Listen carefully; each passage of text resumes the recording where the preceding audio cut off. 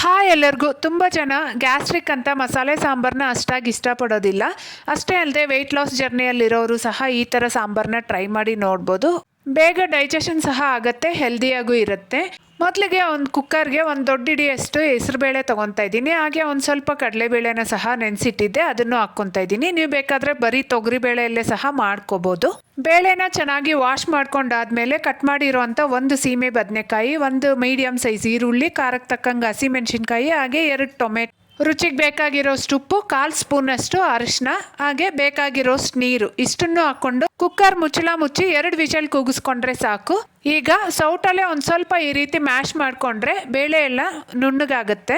Stove ಮೇಲೆ ಬಾಣಲಿನ ಇಟ್ಕೊಂಡು ಒಂದು ಸ್ವಲ್ಪ ಎಣ್ಣೆ, ಸಾಸಿವೆ, ಒಂದು ಅರ್ಧ ಸ್ಪೂನಷ್ಟು ಜೀರಿಗೆ, ಕರಿಬೇವು, 2 ರಿಂದ 3 ಒಣಮೆಣಸಿನ್ಕಾಯಿ, 7-8 ಎಸಲಷ್ಟು ಬೆಳ್ಳುಳ್ಳಿನ ಹಾಕ್ಕೊಂಡು ಎಣ್ಣೆಯಲ್ಲಿ ಒಂದು ಸ್ವಲ್ಪ ಫ್ರೈ ಆದಮೇಲೆ ಬೇಯಿಸಿಟ್ಟಿರೋ ಬೇಳೆ, ಕೊತ್ತಂಬರಿನ ಹಾಕಿ ಒಂದು ಕುದಿ ಕುದಿಸ್ಕೊಂಡ್ರೆ ಟೇಸ್ಟಿಯಾಗಿರೋ ಸೀಮೆ ಬದನೆಕಾಯಿ ಸಾರು ರೆಡಿ. ಇಷ್ಟ ಆದರೆ ವಿಡಿಯೋನ ಲೈಕ್ ಮಾಡಿ.